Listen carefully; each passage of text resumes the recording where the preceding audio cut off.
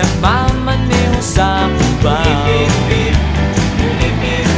Aking nakita, babaeng saksakan ng ganda. Sinundan ko ang kotse, sinasakyan niya. Hindi ko nakitang may dumarating pala. Hindi ko naiwasan, kami bigla nagkabanggaan. Nung magkamalay, ay nasa ospital na ako. Nasikaso ng doktor na pili ng nanay ko.